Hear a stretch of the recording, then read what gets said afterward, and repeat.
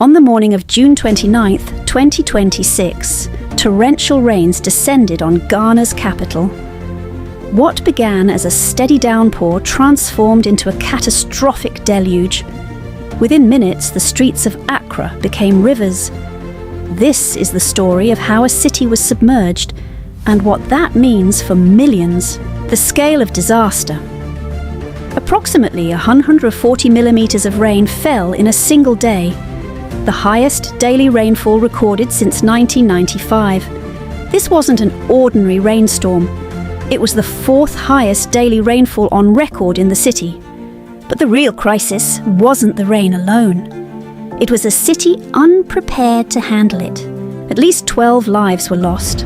A mother and her child swept away in the Akimota Agbog-Bloshi district. 7 others still missing. The dead included 3 women, 8 men, and 1 child. Behind these statistics are families torn apart, communities shattered.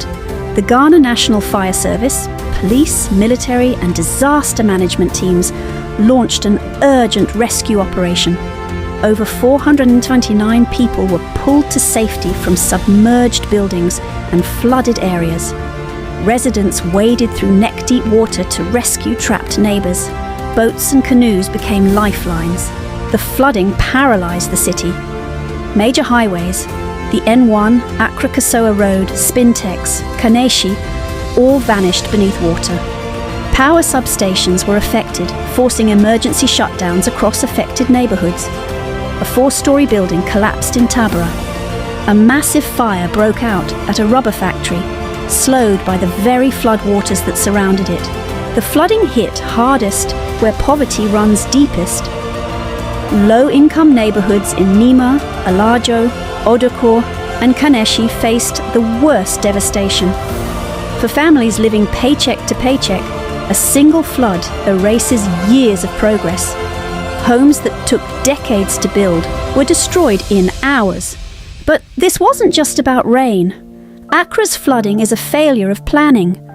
Poor drainage systems clogged with waste, illegal construction on waterways, decades of rapid urbanization that paved over natural water retention areas, buildings erected in flood-prone zones by those with connections, while inspectors looked the other way.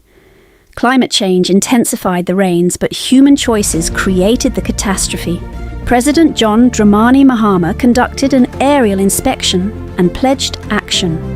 The government released 300 million cedis, $27 million, split equally between emergency relief and long-term flood prevention.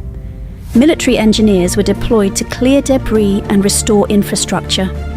Yet for many Accra residents, promises of action ring hollow.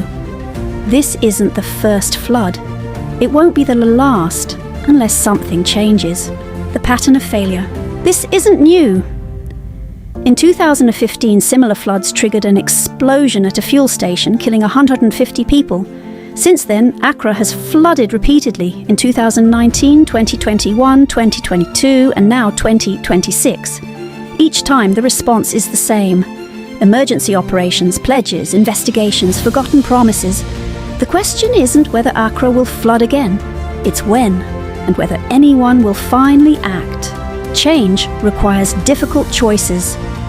Real drainage infrastructure investments, enforced regulations against illegal construction, relocation of developments from flood-prone zones, urban planning that respects natural waterways. Ghana has developed parametric flood insurance solutions, a shift from reaction to prevention. But insurance doesn't save lives, only action does. As Accra dries out and the waters recede, the real question remains, will this be another forgotten disaster or a turning point?